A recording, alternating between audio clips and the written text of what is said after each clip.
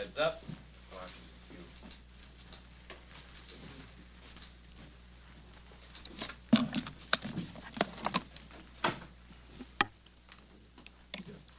So good morning, everybody. I first want to start off by praising Congresswoman Elise Stefanik. Her work ethic and commitment will help us deliver President Trump's agenda and the American people's agenda. And we look forward to what she brings to the table. Now, let's briefly recap the weekend and discuss what we're working on this week. The fake town halls hosted by the Democrats are, quite frankly, pretty sad. Constituents are being deceived by the Democrats. Democrats actually should be ashamed of their tactics. And instead of holding town halls in their district, they've decided to not speak to their constituents, which they should be speaking to their constituents. They are causing confusion with ours and hosting these fake town halls, yelling at a chair that nobody occupies, okay?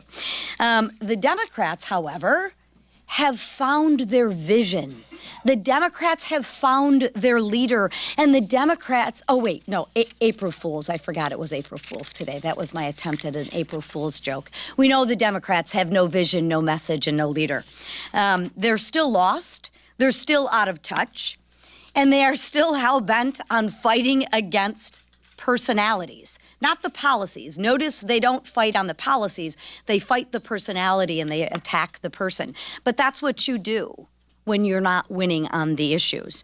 We keep giving the Democrats opportunities to join us on these common sense legislation, and they will actually have 2 more opportunities to join us this week, like Rep. Darrell Issa's bill to ensure that rogue judges don't block the lawful exercise of executive power. You know, a single judge should not have the authority to unilaterally issue rulings that affect the entire nation. Left-leaning judges are trying to stall President Trump's efforts to fulfill the American people's mandate. House Republicans are restoring balance to the judicial system, standing up for integrity of our constitutional system, and upholding the checks and balances that safeguard our democracy. One of the most crucial safeguards of our democracy is our electoral system. An electoral system Americans have actually lost trust in because Biden helped more than 10 million illegal immigrants enter into our country. And he didn't do anything to ensure these illegal immigrants weren't voting in our elections. It's common sense that only U.S. citizens should participate in our election process. That's why House Republicans will pass the SAVE Act. We want to restore trust in America's election system and protect the ballot box. House Republicans are making America secure by passing the SAVE Act. If Democrats vote against this common sense bill, and I assure you they will, you should ask them these questions in the hallway. Ask them, why do they want illegal aliens to vote in our election system? Why do they refuse to protect Americans' constitutional right to vote? Why are they opposed to securing our elections? Interesting questions. Why do they stand against the American people's mandate? I'll save you some time. They don't have an answer because they're lost with no leader, no plan, and no vision. All they want to do is fight against our personalities. Now I will turn it over to freshman rep, Attorney General Derek Schmidt from the great state of Kansas to give us his perspective. No, you can't miss them. I got to get some short people up here next time. There you go. Well, thank you, Chairman McLean, and thank you all for coming out this morning. My name is Derek Schmidt. Glad to be with you today. We have a couple of bills on the floor this week that I wanted to offer some perspective on, first with respect to Representative Issa's bill, the No Rogue Rulings bill, the Nationwide Injunctions bill. I do think it's important to stay focused on what we are debating here. We're debating the universe of remedies that are available to a single district court judge when a plaintiff walks into the courtroom and asks them to disable some federal action, either federal law, a federal regulation, or a federal action by a federally elected official like the President of the United States. We are not debating whether people who are aggrieved can walk into court and seek redress for themselves. We are not debating whether a district judge has the ability to resolve a case or controversy properly brought in front of them. But this notion that a litigant seeking relief for themselves can walk into any district court in the country where they have standing and ask a judge, and perhaps other litigants similarly coordinated and situated can go into a different district court and ask a judge, and another in a different district court and ask another judge, and only one of those district court judges has to find a sufficient basis to enter an injunction that applies nationwide, grants relief to all of those litigants in every court, and stops the actions of the President of the United States or of a federal actor or of a duly enacted federal law or regulation. That is an extraordinary power. And that's why it's been used sparingly throughout most of our history. It's a relatively new concept in the past half century or so. I think the second Bush administration faced about half a dozen of those. The numbers vary a little because the definitions vary a little, but Harvard suggests half a dozen. There were 12 in the Obama administration. There were something like 70 in the first Trump administration. It dropped down to 14 under Biden, and now we've had at least 15 so far in the first 2 months of this Trump administration. It is an extraordinary remedy that is being abused. And so it's time for Congress to step in if the courts won't do it and restore balance so that this rare tool is in fact used rarely. And that's exactly what this bill does. With respect to the SAVE Act, which also will be on the floor this week, I have some experience, perhaps a bit unique. I was Attorney General of Kansas when we were in a position of our state having enacted a nearly identical statute. We were one of the first in the country that adopted, got a different acronym for it, but it was the same thing, documentary proof of citizenship at the time of first registering to vote. It was interesting because at the time that was adopted in Kansas almost 15 years ago now, it was a broadly bipartisan measure. It was supported overwhelmingly in our legislature. It was supported by Democrat leadership in the legislature. And then, for some reason, folks in the other party had a change of heart. They turned on it. They became bitter opponents and actually wound up backing the litigants who challenged it in court. We defended that all the way to the Supreme Court of the United States, which denied cert in the case. We didn't handle the case all along. It was handled by others in its early iterations, so we had a peculiar record we had to deal with, an imperfect record that we had to deal with. But here's the important point for this week. What the court said is that federal law preempted the state from requiring proof, documentary proof, more than just somebody's word on an affidavit, that they are a citizen lawfully qualified to vote just once, not every time, just once at the time you show up to first register. We have the ability to fix that federal law by withdrawing the preemption. That is what this bill does, and actually replaces it with a requirement. Look, it really is this simple. This is about enforcing the law that is already on the books that prohibits non-citizens from voting, particularly in federal elections. We don't say you got to be 21 years old to drink, and therefore when you show up and want to go in the bar, you sign an affidavit saying, I'm 21. We say, show us your ID. Show us documentary proof. Surely we should have at least that standard in place for protecting the sanctity of our elections. Thank you.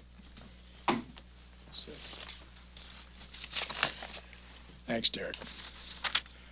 District courts issued more universal injunctions and temporary restraining orders during February 2025 alone than in the first 3 years of the Biden administration. The American people's trust in our court system has hit a record low, according to recent Gallup polling.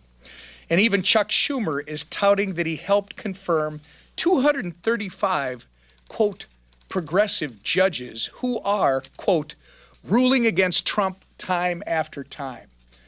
Somebody should advise the Senate minority leader that that is the problem. Judges are supposed to be blind as to who's in front of them and just apply the law. You don't appoint judges to advance your political agenda. This admission and the sheer number of rulings against President Trump's policies should raise major red flags for every American who values our Constitution and the separation of powers. While Schumer's cheers clearly these partisan rulings that tie the hands of the President of the United States and block the agenda of 77 million Americans. House Republicans are working to root out bias in our legal system and stop nationwide injunctions that threaten the separation of powers that our founders intended. It's absolutely ridiculous that a district judge in San Francisco can issue an injunction stopping the president from reducing the size of the federal government workforce in Washington, D.C. It makes no sense whatsoever. That's why we're going to pass Congressman Iss's No Rogue Rulings Act this week to rein in activist judges, to return district courts to their appropriate role, and to restore constitutional balance to the three branches. The policies of 77 million Americans, that 77 million Americans voted for, should not be held hostage by one unelected district court judge. It's as simple as that. By passing Congressman Iss's bill and Congressman Chip Roy's SAVE Act this week, House Republicans are once again returning common sense to Washington and delivering on the mandate the American people gave us in November. And with that, the leader. Thank you, Whip. We have another full week working through our legislative agenda while we also are urging the Senate to continue moving on the budget reconciliation process. This week, they will be taking up the budget that we sent over weeks ago. And of course, when you look at where the budgets are, we went through a lot of work within our conference, meeting with members that represent all different factions within our conference to come up with the ultimate targets that were laid out in our budget to direct 11 different committees in the House to take action in reconciliation. The Senate needs to go through that same process. They've got similar dynamics in the Senate. They've got fiscal hawks, moderates, the same kind of issues that they're going to have to resolve. But ultimately, it's only when the House and Senate come together are we going to be able to deliver that big package for President Trump to get this economy back on track for the American people. And ultimately, that's who we're fighting for. We're fighting for those hardworking families who have been struggling too long under the weight of the failed far-left policies of President Biden that are still lingering. The Democrats, when they were in charge, when they added trillions in spending, inflation, interest rates, all the things that are still crushing families, we are finally starting to address those things one at a time. And it's taken time, but we're 2 months in, and you could already see the progress. But there's a lot more work to do. And so we're not slowing down in our majority.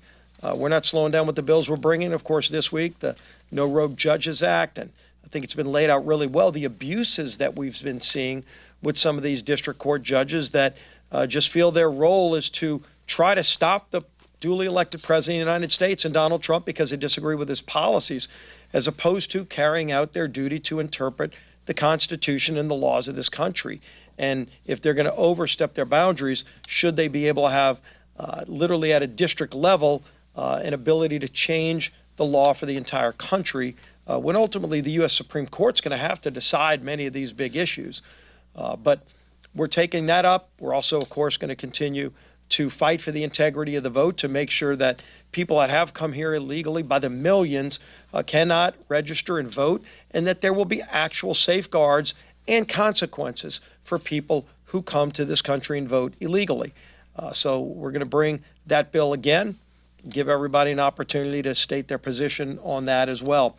But as you look at reconciliation, one of the things we're looking to do is to finally start to root out waste, fraud, and abuse in government spending. Obviously, the mandatory spending side is what we look at heavily on the reconciliation side, but we've been working closely with the President's Doge Commission. And for anybody who didn't see it, I thought it was a very refreshing exercise to watch Elon Musk and all the other leaders of Doge come together and do, in essence, a town hall meeting, talking about the methods, the methodology, and the sophistication that is being used to root out waste, fraud, and abuse in government spending. When people fill out their taxes in just 2 weeks, there's a lot of anger and frustration when people send their money into Washington, and they wonder when they hear these stories of, the billions of dollars in wasteful programs. These aren't just anecdotes. As Elon and the DOJ Commission members have been finding out, it's rampant throughout every agency in federal government, whether it's just inefficiencies, which is bad enough, or flat out fraud, abuse, and corruption. They're identifying billions and hundreds of billions of dollars in waste that can and should be rooted out, because every dollar of waste here in Washington, number one, is deficit spending that we would not be adding to our deficit, but it's money that can be reinvested to make programs work the way they were intended by Congress and by the president. And so to see how serious they take these jobs, and many of these people are very accomplished in their own rights, people that have their own careers and are stepping aside and doing this work to make government work better for all the people of this country. I was very encouraged by it. I wish everybody in the country saw it, because when you watch how the left is trying to demonize not the waste in government, I wish the left was as fervent at going after waste in government as they're going after the people that are trying to root out the waste in government. Elon's giving up a lot to do this. As an individual, you see the personal attacks, death threats that are being made against him. That's real, and it's disgusting and disgraceful. But it also shows he must clearly be touching on something to the core. How much waste is out there that somebody would threaten his life because he's trying to find out and root out that waste? So we're going to continue working with DOJ to root out the waste, lock as much of it into law as possible. If we can fit it in a budget reconciliation, we surely will. If it's going to come later in a rescissions package, then we're going to do it. Legislation that are upon us. Just give you a little more info, and then we'll take questions. I want to thank our great colleague from Kansas, former Attorney General. He knows that of which he speaks, and Congressman Schmidt gives great voice to this. We're talking about this problem of rogue rulings, and the Democrats, our colleagues here, they talk all about this so-called constitutional crisis that they see around every tree. They don't like President Trump's policies, and so that's their catchphrase they use for everything. But there really is a constitutional crisis that's developing. It's not the one that the Democrats claim, though. Listen to these numbers, and we've shared them before. 67% of all injunctions issued by district court judges against a president since the year 2000 were issued against one man, and his name's President Donald J. Trump. 92% of those injunctions against the president were issued by Democrat-appointed judges. There's a problem. I've mentioned before, I was a constitutional law litigator, routinely would run into judges that I would describe as activists, but it was much more rare than it is now, and it's a problem that has been noted needs to be addressed. Under the existing framework, one singular district court judge out of 677 of them, anywhere in America, can subvert the will of the duly elected president carrying out his constitutional duties. And they're doing that. And so we've got to step into this. Despite the American people's wholesale rejection of Democrat ideas at the ballot box, you have activist judges who are abusing the system to legislate from the bench. That's effectively what an activist judge is. This is not how the system our founders designed is supposed to work. Under our Constitution, we have three co-equal branches of government, each with the ability to provide a check on the other. And we do have that authority. Democrats seem to have forgotten that. I mentioned at a press conference or a gaggle, maybe it was last week with all of you, I can't remember, so many of these, but somebody asked me repeatedly about, impeachment, and they asked me about our authority under the Constitution. What authority do we have under Article 3? The Congress is given the authority to determine, define, fund all lower courts. Only the Supreme Court has mentioned itself in the Constitution, and the lower courts are within the purview of the Congress. And I was asked, and I offered the answer, yes. I mean, we could defund those courts. I wasn't saying, let me clarify, I wasn't saying that we're doing that. I was trying to describe what the Constitution says. Go read it for yourselves. We have broad scope. We have all authority over the lower courts, okay?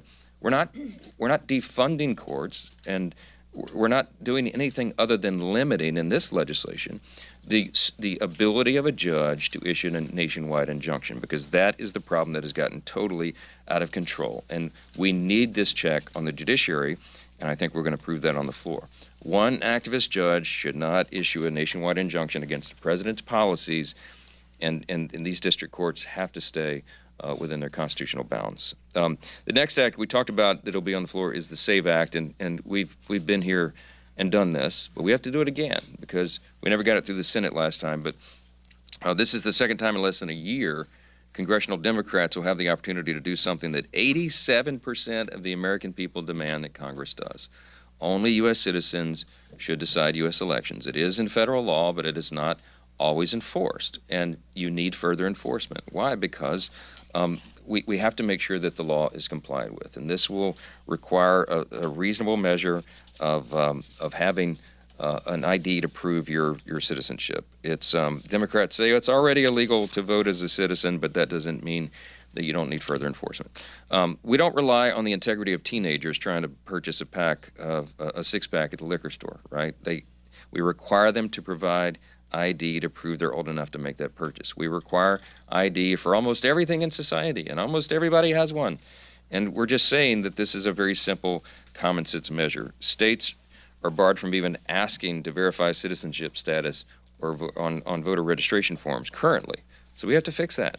And the states can't just rely on the integrity of the registrant. We need a safeguard in the system. So the SAVE Act closes that massive loophole. It codifies President Trump's executive action to secure our voter registration process, and it protects the voices of American voters. If we don't have free and fair and safe and secure elections, then we have nothing in a republic. And so that's where we're moving forward, and we'll see where the Democrats stand on it. I'll take questions. Yes.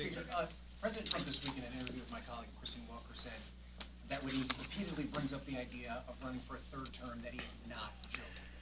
You are a constitutional law expert. Is there a legal constitutional path for him to seek a third term, and would you support him if he went down that road?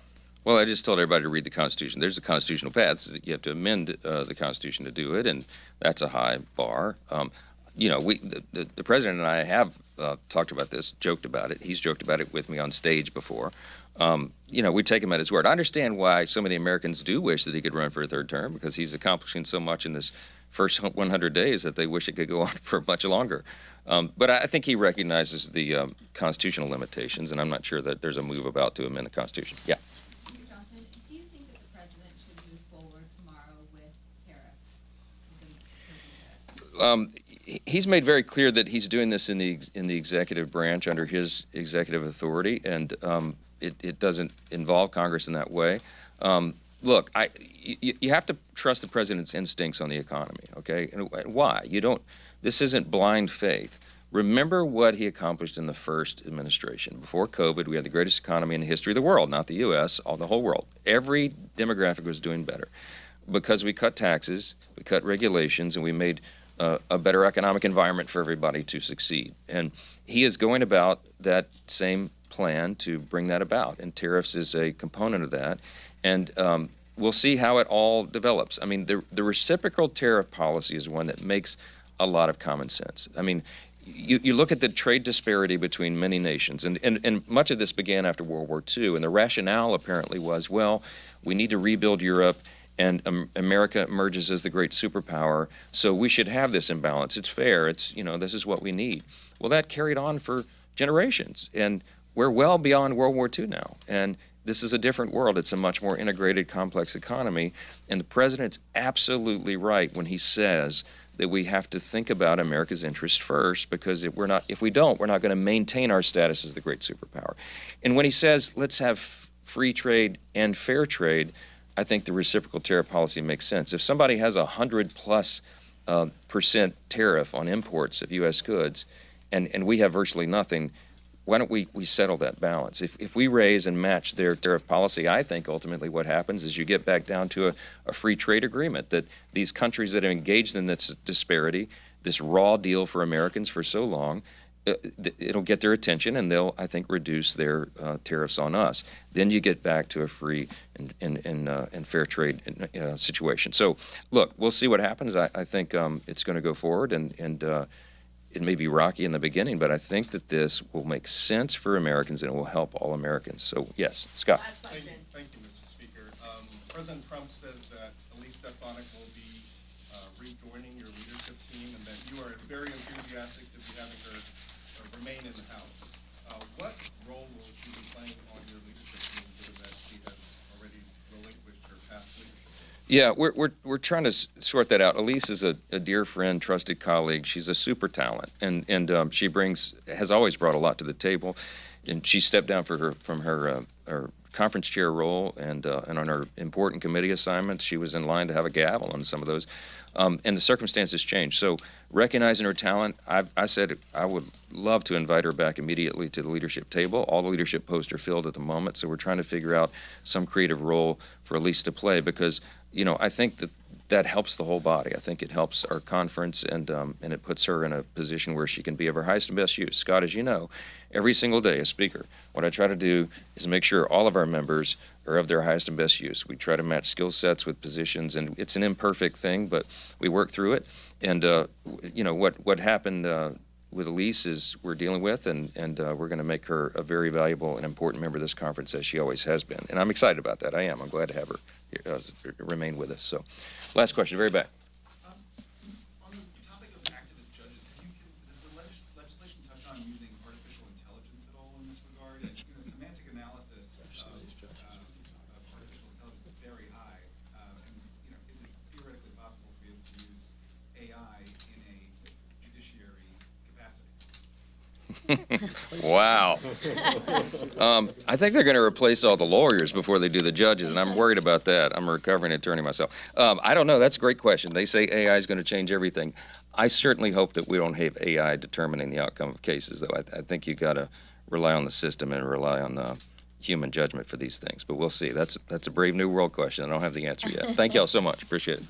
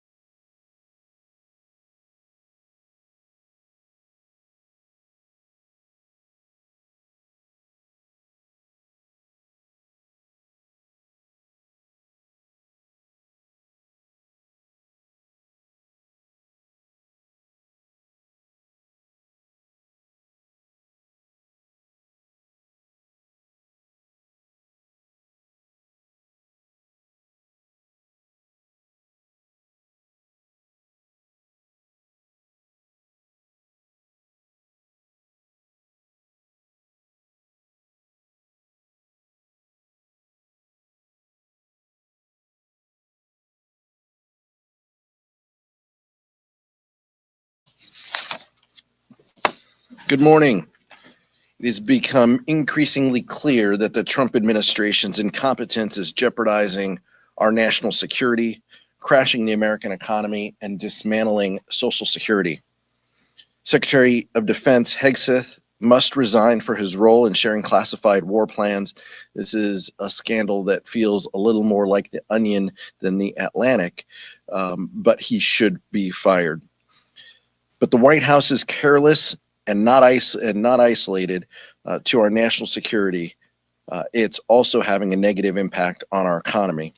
This carelessness and recklessness of Donald Trump is moving next to imposing tariffs, which have suggested now that there are 40% chance that the economy crashes into a recession next year, according to Moody's. They've not taken a single step toward bringing down the high cost of living. In fact, the President of the United States said he couldn't care less if prices go up. Now the stock market is crashing and inflation is rising. Hardworking Americans just want a little breathing room and some stability in their busy lives. But what they've received from Donald Trump is chaos, confusion, and corruption. Later today, House Democrats will hold a hearing on how Trump and Elon Musk are dismantling Social Security. Services are being cut. And for the first time in our nation's history, there is a very real concern that Americans won't receive the benefits on time that they have paid into. And despite what the Commerce Secretary says, seniors aren't fraudsters if they get mad. They've earned those benefits. They're doing all of this to help pay for tax giveaways for billionaires and Elon Musk. This isn't about rooting out waste, fraud, and abuse. This is about upending the status quo. And these are unserious people looking out for themselves, their allies, and their political donors. If the president doesn't fix this incompetence, the consequences for our national security, our economic security, will be devastating. Now yield to the ranking member on intelligence. Oh, I'm sorry, the ranking member, on intelligence, Jim Himes. Thanks, Pete, and good morning. The White House press secretary's efforts notwithstanding to sweep this scandal under the carpet, there is a lot of work yet to be done. Since we learned about the disclosures from Jeffrey Goldberg in The Atlantic, the story has, of course, gotten larger. We hear press reports that an allied country provided targeting information and that they were pretty upset about the disclosure of that information. That is something that we need to follow up on. And we still, at this point, as the entity charged with oversight of these things, have no accounting of the breach other than what we've gotten from Jeffrey Goldberg at The Atlantic. Now, I know that Mr. Goldberg was being very, very careful in what information he put out there. So at this moment, we don't even know what information was in the signal chat. So again, the White House press secretary's efforts notwithstanding, the law requires the Director of National Intelligence to undertake an investigation and to report that investigation, the results of that investigation, to the Senate and the House Intelligence Committees. Needless to say, we have seen nothing. The Democrats on the House Intelligence Committee issued a letter yesterday asking those questions and asking for an investigation, a real investigation, not something that the White House press secretary cooks up out of thin air, with those results reported to the intelligence committees as the law would dictate. And I'll just point out before handing this over to the ranking member of the House Armed Services Committee, it's not just the law. It's what anyone else associated with the Department of Defense or with the intelligence community would see done if they, in fact, were putting extremely sensitive information that should have been classified if it was not on an unclassified signal chat here. There would have been a stand down. There would have been a full investigation. The results and the damage of that act would have been reported, and there would have been accountability. This administration has dodged every single one of those steps, starting with an attack on Jeffrey Goldberg of The Atlantic, who didn't even ask to be put on the signal chat. So the message being sent by this, both inside the Pentagon, from four-star officers down to privates, or inside the intelligence community, from the senior intelligence service right on down to the recruit, is that you have to play by one set of rules, but our senior-most people play by an entirely different set of rules. And that is not something that we can tolerate in either the DOD or in the intelligence community. So we will be following up here to make sure that this story is reported to the Congress, that the full damage or potential damage associated with this signal chat is out there, and that accountability is ultimately visited. With that, let me hand over to Ranking Member Smith of the House Armed Services Committee.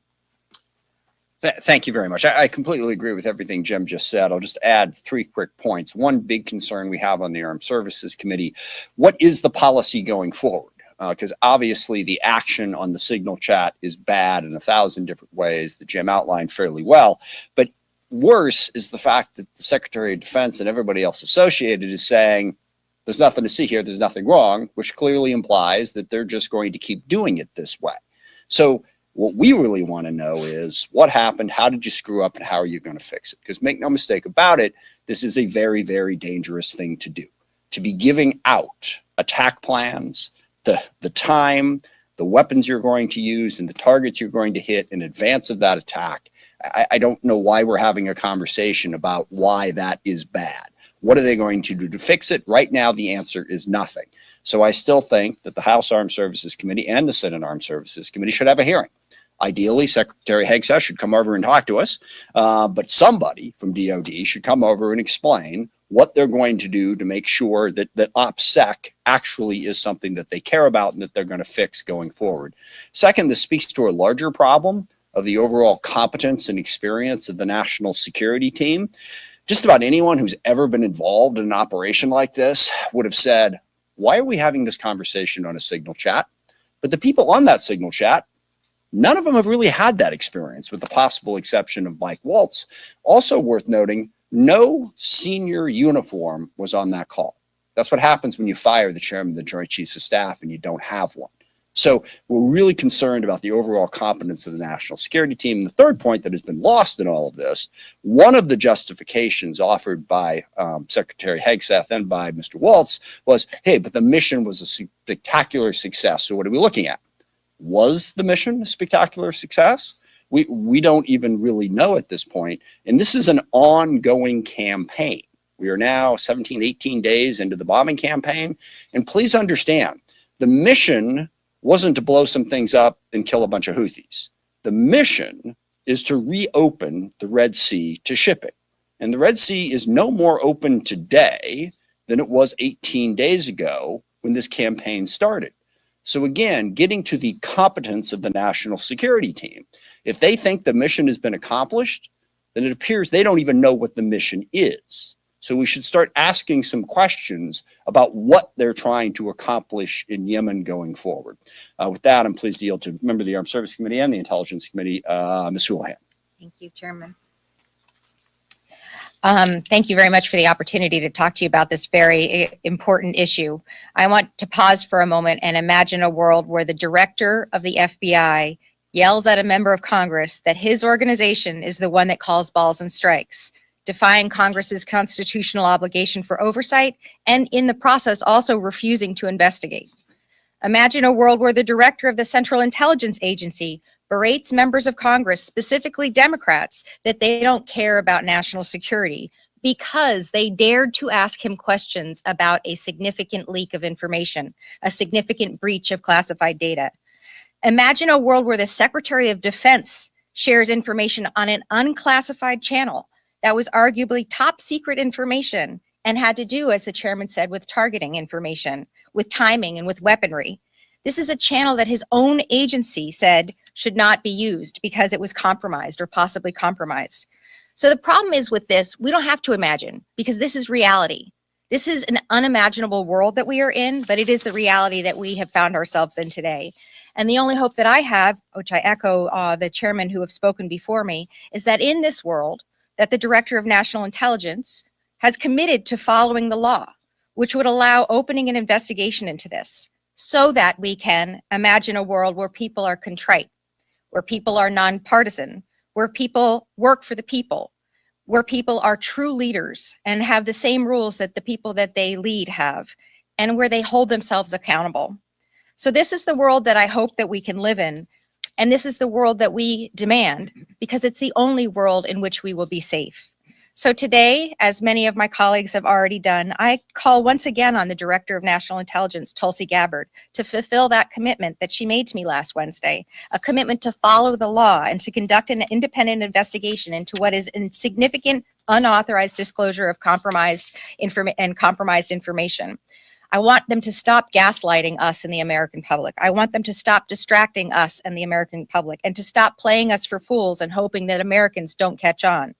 Follow the law, do your job, uphold the oath that we uphold as well, that we took to this nation. The world and we are watching, and I thank the opportunity to speak, and I turn back over to the chairman for any questions that you might have.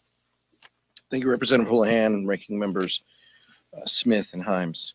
Questions? Ryan? Congressman Smith, next question. Sure. This is my press conference, Ryan.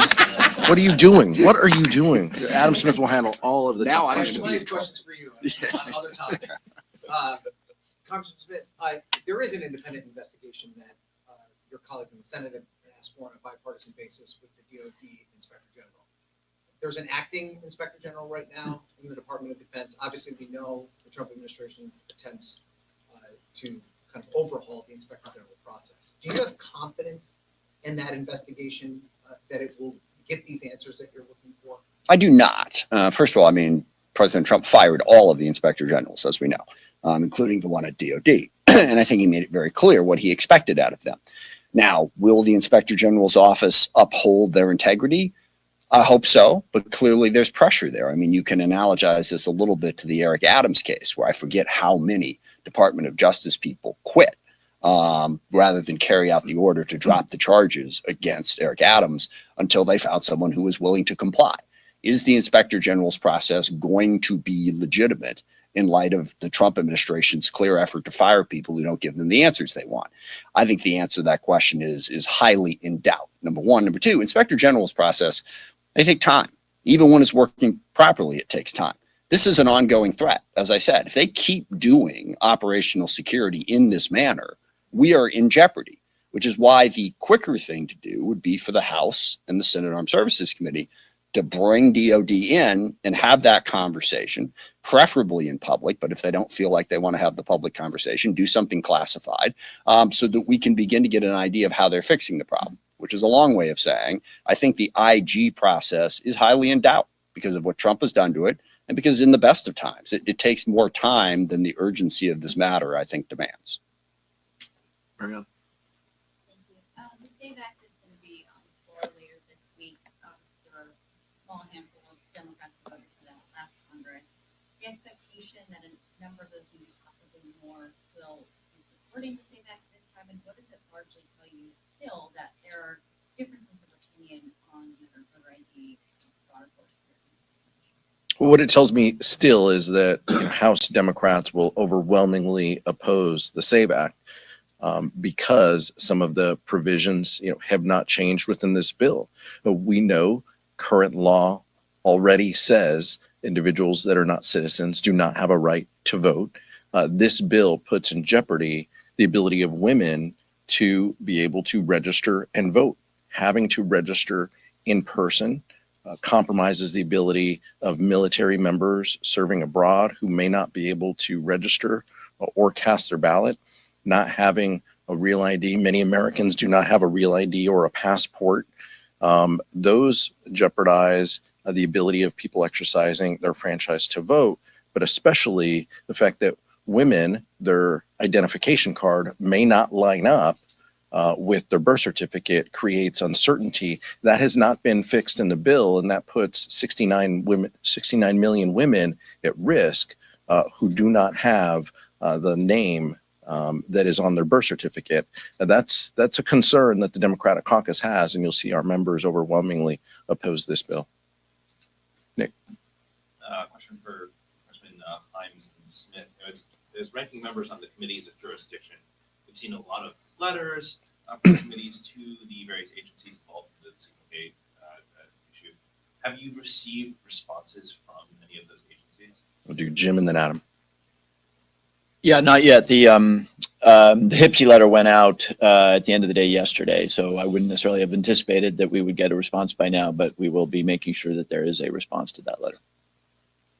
Same answer. Basically, no, we have not received that response, except to add one thing. I am concerned about the lack of respect that the executive branch is showing for the legislative branch. This has been an ongoing problem now for the last couple of months in terms of their responsiveness to our requests. It's much slower, much less responsive than at any point in my career. And that's even, the whole Democrat-Republican thing.